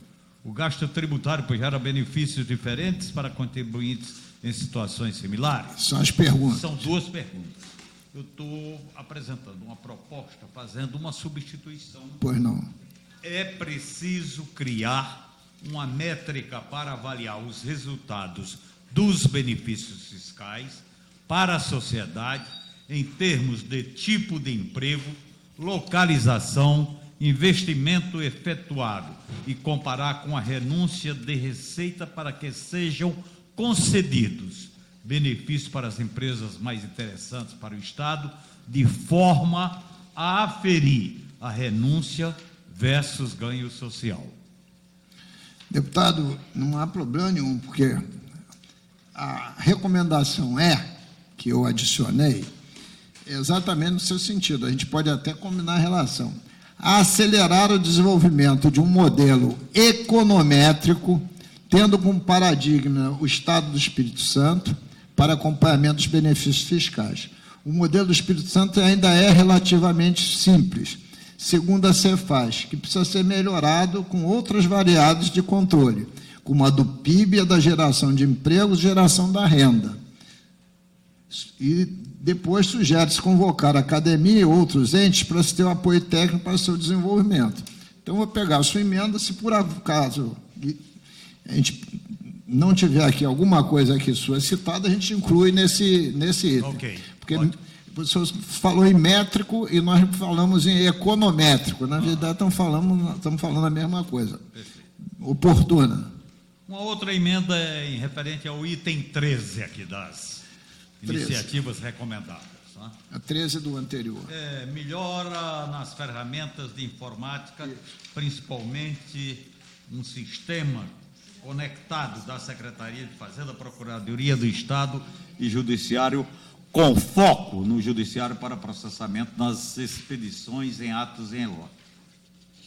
Eu simplesmente faço uma proposta de emenda, apresentar um PL que cria um sistema único. Único. Porque o que acontece é o seguinte, essa conexão, pelo menos, não tem dado certo. O que a gente tem ouvido aqui, inclusive aquela, em relação à Secretaria de Fazenda, à Procuradoria-Geral do Estado, na facilidades para se conseguir receber recursos da dívida ativa, né? Quer dizer, deu 60 meses a Secretaria de Fazenda e a Procuradoria-Geral do Estado deu 120 meses. Quer dizer, então, nada de conectado, não tem nenhuma conexão. Então, o que tem que existir mesmo é um sistema único e acabou, onde está todos eles aí participando. Bom, olha só, Constituindo. no item C, para a Procuradoria-Geral do Estado, e isso foi repetido para o Ministério Público, para a Fazenda, promover o compartilhamento de dados oriundos da Secretaria de Estado de Fazenda, da Procuradoria-Geral do Estado, dos devedores inscritos em dívida ativa com o Ministério Público Estadual para melhor desempenho da execução fiscal. E depois nós vamos ter um outro item falando da informatização. E aí a gente inclui que seria necessário que fosse encaminhado um projeto de lei para que tivesse a unificação de todos os dados. Uma outra emenda. Pois não. Referente ao item 45 das iniciativas recomendadas. Mapeamento de todos os benefícios fiscais atualmente existentes no âmbito do Rio de Janeiro. A proposta de emenda é exigir a publicidade dos benefícios por empresas para que o mapeamento dos benefícios fiscais seja o mais completo e o mais transparente possível. Sendo assim, instituir um portal da transparência dos benefícios fiscais, onde conste, além das legislações vigentes, todas as empresas beneficiadas, prazo dos benefícios e informações atualizadas quanto ao cumprimento dos condicionantes por cada empresa. Só queria fazer uma observação que, por exemplo, nós já apresentamos, inclusive, um projeto nesse sentido que está tramitando aqui na casa há 15 dias. Caso, se houver interesse dos demais membros desta CPI, pode todo mundo subscrever e ser considerado autores. Deputado Eliomar Coelho, Pois não. no projeto, na lei de metas orçamentárias, que nós já aprovamos, que eu fui autor, nós já previmos a criação desse site. Eu vou depois lhe dar o portal da transparência. A gente vai citar aqui, porque está citado em outra recomendação, a lei e o artigo. E aqui nós fizemos uma exigência nova, baseado num dado que me deu o deputado Maxi Lemos. Ele há de lembrar. Publicar no site da Secretaria, eu estou falando em relação ao desenvolvimento econômico, que preside o Conselho Econômico, de todas as atas completas das reuniões da Comissão Permanente de Políticas para o Desenvolvimento Econômico do Estado do Rio de Janeiro, e de outubro em diante, no Diário Oficial do Poder Executivo, com medida constitucional de transparência e publicidade, prevista no artigo 37 da Constituição Federal e no artigo 77 da Constituição do Estado do Rio de Janeiro. O Conselho se reunia e uma síntese de um relatório, por exemplo, feito pela CODIM, eles aprovavam um benefício fiscal, mas não publicavam a ata. Então, eu requisitei todas as atas nos últimos 4 anos. A pilha de atas, sim, está aí nos anexos. E eles não mandaram de 1º de janeiro em diante. E eu não quis entrar em discussão, porque é um passo de cada vez, porque alegaram que a CPI só podia pedir o para trás, não podia pedir o para frente. Sem problema nenhum. Veio tudo para trás, é um bolo assim de atas, né? Então, agora a gente está exigindo que eles coloquem daqui para frente no site e, de outubro em diante, depois que a gente aprovar o relatório, também publique no Diário Oficial, né, por causa da transparência. Então, no que não contradizer a lei das metas, a gente inclui a sua emenda exatamente aqui, porque é pertinente mesmo, né? Porque a gente quer é isso. Porque se aprovar um benefício, ficar só entre eles, Eu acho até, presidente, tem que ser anunciado para a sociedade. o deputado Eliomar protocolou um PL, não é isso, deputado? Eu acho que nós podemos até, eu não vi o texto do PL, mas ele nos faz a gentileza de nos Ele vai convidar encaminhar para subscrever com ele. Talvez não conste lá, mas eu acho que a gente tem que deixar explícito. Essa questão da publicação das atas é fundamental. Já tem um PL, deputado Luiz Paulo também, talvez Mas a gente pega tudo. aglutinar e fazer Não tem problema nenhum. Porque nós precisamos entender o voto de cada conselheiro no Conselho de Economia. A gente faz aqui a recomendação, que a Assembleia ia lá apresentar um projeto de lei, e no projeto de lei a gente vê, concilia o outro existente, concilia com o das metas. Eu talvez fazer um PL completo para ter essa sua assessora transparência. dá um número, né? Hein, senhorita? Só dá um número para ela do PL. Fazemos um PL interessante para quanto mais transparência, melhor na hora da concessão do benefício. Eu defendo o benefício como desenvolvimento econômico. O que eu defendo é a transparência, a regulamentação. Acho que estamos chegando, estamos chegando próximo de ter aqui o melhor acompanhamento possível dos benefícios fiscais. Essa discussão foi extraordinária. Aliás, é uma discussão que já vinha sendo travada aqui, mesmo antes de eu estar aqui nessa Casa de Leis, mas eu acho que esse ano avançou muito. A proposta do nossa enfermeira Rejane, de respeito, esse item 31 é o meu já? Não. É do antigo? É uma proposta de investir em energias renováveis. Aí ela propôs,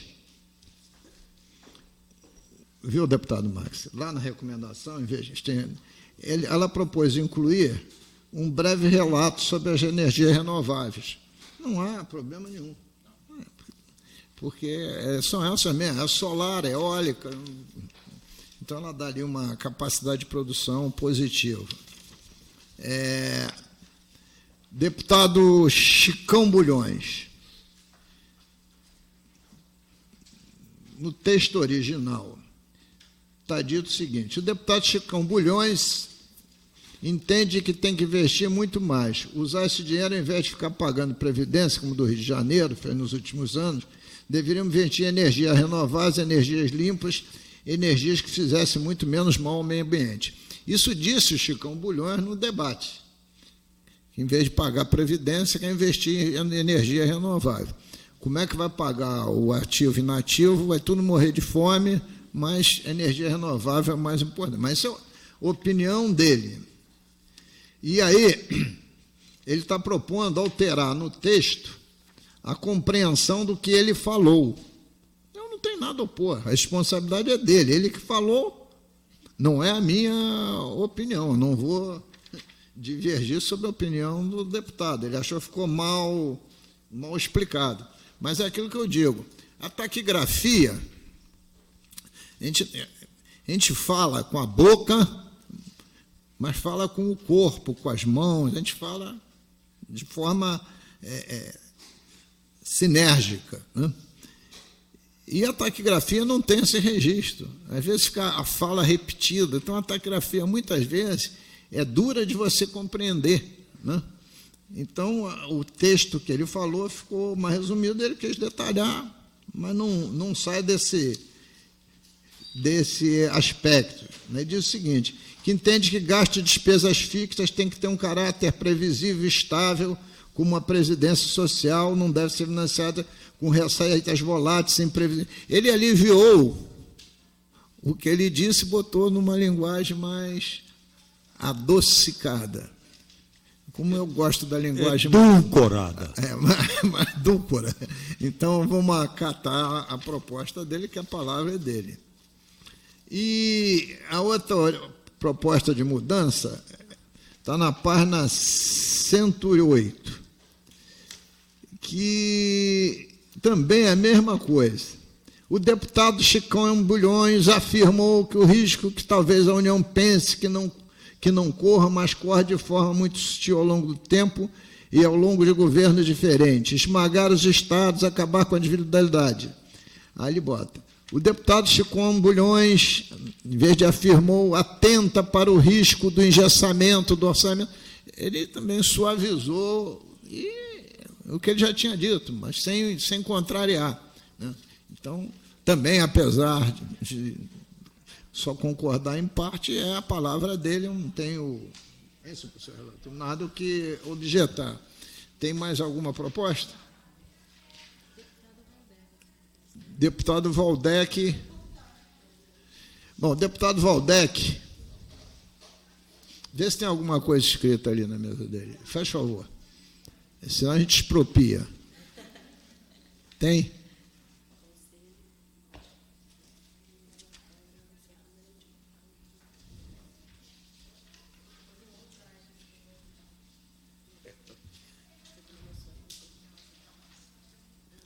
Como fica valendo o prazo até quinta-feira, não é? Se ele tiver alguma coisa até quinta de manhã...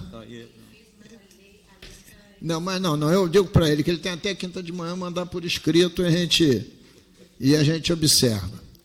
Olha só, o que não chegar até quinta de manhã, cale-se para a eternidade, né?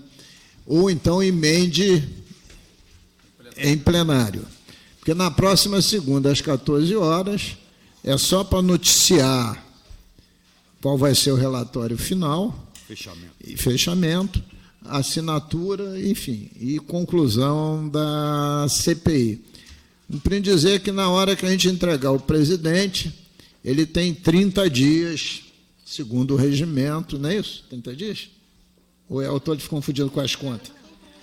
Não tem prazo, então vai ter aqui que a gente vai dar 30 dias para ele. Porque as contas são assim, né? As contas aprovadas ou rejeitadas, a presidência tem 30 dias para botar em pauta. E é uma certa corrida quanto tempo, né? Porque essas recomendações, tem algumas que estão em cima do laço. Então, vamos pedir para ele urgenciar, né? Então, eu vou fazer os agradecimentos só na última sessão. Mas, de qualquer jeito, antes de encerrar, eu queria aqui deixar minha nota de louvor ao relatório do nosso relator deputado Maxi e da sua assessoria. Me pedir aqui desculpas pelo meu excesso de intromissão no relatório, mas isso vem da minha responsabilidade como presidente e, na medida que eu sou um capricorniano também chato mesmo. Somos dois. Eu tenho, às vezes... Eu nem sei, viu, deputado Eliomar? Muitas vezes eu me aguento, né? Sou tão Somos chato, dois né? capricornianos. Né? Como é que eu me aguento durante tantos anos? Né? Mas que foi na tentativa de dar mais ordenação e de acrescentar coisas que não foram percebidas. E a divergência foi ver que divergência mesmo foi uma. Você vê, quando eu abri o meu texto, o Valdec já teve outra divergência, né? Porque há uma divergência de compreensão da questão política, né?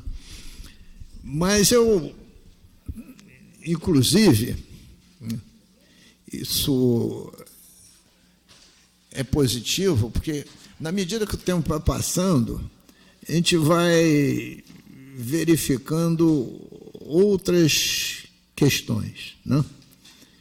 E vou chamar a atenção em homenagem ao deputado Eliomar Coelho. Esta reforma tributária, que é uma recomendação, tem um aspecto interessante para o Rio de Janeiro, que é tributar no consumo, no destino, já que nós somos um Estado consumidor. Esse é um aspecto interessante. E outro aspecto interessante é que, na verdade, na hora que você tributar no consumo, talvez uns 70% dos benefícios fiscais acabem. Pega o sentido. Perde o sentido, porque a cadeia produtiva deixa de ficar aquele repasse de crédito de um para o outro. E, inclusive, entendo eu, que vai explodir, acabar com a substituição tributária, né? Porque você vai taxar no consumo, que será também um avanço. Isso desburocratiza muito, porque diminui os custos das empresas com os seus serviços de contadores, né? Só a Petrobras, eu já fui lá uma vez, um andar inteiro só de profissionais da Petrobras para apreciar os diversos estados brasileiros, as suas legislações de ICMS, com leis, decretos, resoluções, etc. Então, tem uma diminuição de custo interno das empresas. Mas tem uma questão que não está resolvida na reforma tributária. Nem vai resolver. Nenhuma proposta que está lá resolve. Porque todo mundo diz assim, o empresariado paga imposto demais. é uma verdade relativa. Quem paga de imposto demais é o consumo, é o cidadão. E o cidadão mais pobre. Os dados revelados pelo IBPT, Instituto Brasileiro de Pesquisa Tributária, mostra que de 2,3 trilhões de reais de arrecadação de impostos, 70% veio do consumo, 25% da renda e apenas 5% do patrimônio. Então está tudo errado. Né? Por quê? Você tinha que diminuir o imposto no consumo e aumentar o imposto na renda e no patrimônio, para os mais ricos financiar os mais pobres. No Brasil é exatamente a pirâmide ao contrário. Porque todo mundo, mas todo mundo consome, mas do ponto de vista de volume, quem mais consome são os mais pobres. Né? E o ICMS é um imposto horizontal. Né? Isso a reforma tributária não vai resolver. Porque eu duvido que o Congresso Nacional vai dizer assim: todos aqueles que têm rendimento superior, vou chutar um número, a 3 milhões de reais por ano, vai pagar 50% de imposto de renda. Duvido. Sai dos 27,5% para 50%.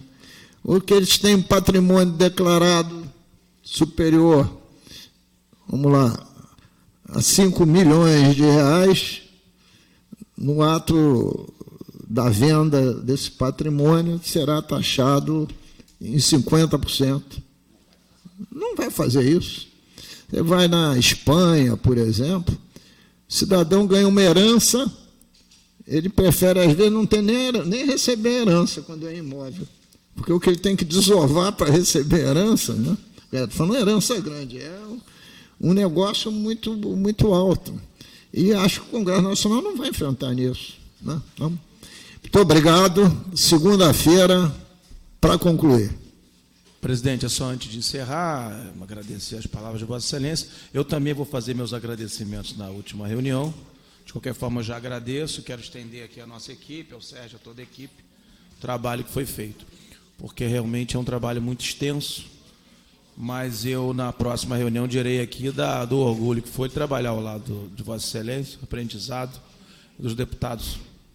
Foi um aprendizado muito interessante. E, principalmente, saio com uma gama de informações, que foi uma gama de informações extremamente interessante, que serve para a vida. Mas vamos falar disso na próxima. Mas eu garanto que não terá nenhum candidato a prefeito de município que melhor conheça as finanças públicas do Estado que Vossa Excelência. Ah, não. Vossa Excelência é a deputada Marta Rocha. Teremos 2. Perdeu a viagem, Mas que ajuda? Que ajuda? Você sabe por quê? Dá um desnível.